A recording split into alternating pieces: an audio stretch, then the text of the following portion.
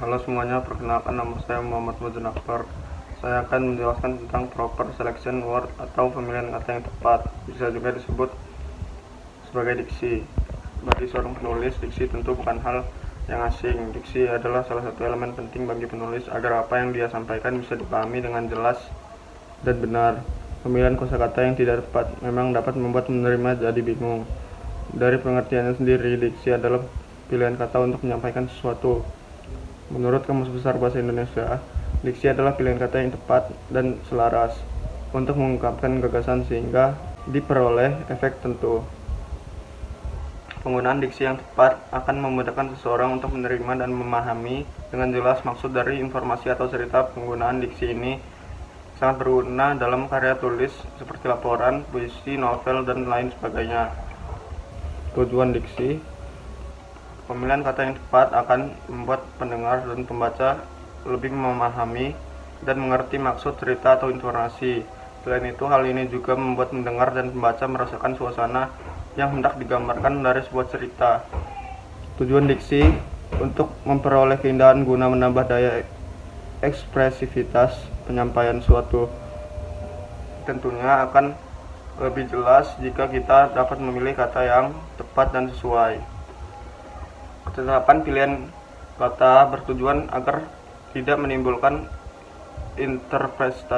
interpretasi yang berbeda antara penulis atau pembicara dengan pembaca atau pendengar. Sedangkan kesesuaian kata bertujuan agar tidak merusak suasana yang dibangun dalam sebuah karya. Hal ini juga berfungsi untuk menghaluskan kata dan kalimat agar terasa lebih indah. Diksi adalah pilihan kata yang berfungsi untuk mendukung jalan cerita agar lebih runtut mendeskripsikan tokoh, lebih jelas mendeskripsikan latar waktu, latar tempat, dan latar sosial dalam cerita tersebut. Ciri-ciri diksi. Adapun ciri-ciri diksi adalah: yang pertama, menggunakan pilihan kata yang tepat dan sesuai dengan konteks kalimat yang digunakan untuk mengungkapkan gagasan. Pilihan kata yang digunakan untuk membedakan nuansa makna kata dan bentuk yang sesuai dengan ide atau gagasan, situasi, dan nilai rasa pembaca maupun pendengar. Dan menggunakan pembendaharaan kata yang dimiliki dan dikenali oleh masyarakat dan dapat menggerakkan dan memberdayakan kekayaan tersebut menjadi jaring kata yang jelas. Jenis-jenis diksi. Secara umum, diksi dibagi jadi dua jenis. Dua jenis diksi adalah diksi berdasarkan makna dan diksi berdasarkan leksikal. Penjelasan dari jenis-jenis diksi adalah sebagai berikut. Diksi berdasarkan maknanya adalah makna denotatif, makna yang sebenarnya dari suatu kata atau kalimat. Contoh: saya selalu kerja keras untuk mendapatkan hasil terbaik. Makna konotatif adalah kata atau kalimat yang memiliki arti bukan sebenarnya. Contoh: Mario adalah seorang kutu buku. Ia banyak tahu banyak hal. Diksi berdasarkan leksikal. Contohnya sinonim. Sinonim adalah kata yang mempunyai arti yang sama dengan kata lain. Contoh: bahagia sama dengan senang, lezat sama dengan enak, pintar sama dengan pandai. Antonim. Antonim adalah kata yang memiliki arti berlawanan dengan kata lain. Contohnya: naik, turun, besar, kecil, banyak, sedikit, cepat, dan lambat. Homonim.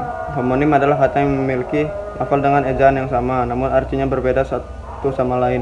Contohnya penggunaan kata bulan pada kalimat berikut. Bulan lihat penuh malam ini, dan semua karyawan mendapatkan gaji setiap bulan. Homofon adalah kata yang memiliki ejaan dan makna yang berbeda, namun lafal yang sama. Contohnya, Anton menabung uangnya di bank secara rutin, dan Bang Anton bekerja di perusahaan pembiayaan. Kata bank dan bank pada kalimat tadi memiliki lafal yang sama, namun ejaan dan maknanya berbeda. Homograf. Homograf adalah kata yang memiliki lafal dan arti yang berbeda namun ejaan sama. Contohnya makanan favorit wanita itu adalah tahu goreng. Dan wanita itu tidak tahu kalau hari ini libur. Kata tahu pada kalimat tadi ejaannya sama tapi memiliki arti yang berbeda. Polisemi adalah kata yang memiliki lebih dari satu arti. Contohnya, para nasabah yang menabung di bank akan mendapat bunga setiap bulan. Dan Andini adalah salah satu bunga desa yang paling cantik. Kata bunga pada kalimat tadi memiliki arti berbeda walaupun menggunakan kata yang sama. Hipernim dan hiponim. Hipernim adalah kata yang dapat mewakili banyak kata lainnya, sedangkan hiponim adalah kata yang dapat terwakili oleh kata hipernim. Contohnya di kebun binatang itu terdapat banyak binatang liar, misalnya gajah, singa, buaya, rusa, kuda, dan lain-lain. Pada kalimat tadi, binatang liar merupakan hipernim, sedangkan kata hiponim adalah gajah, singa, buaya, rusa, kuda, dan lain-lain.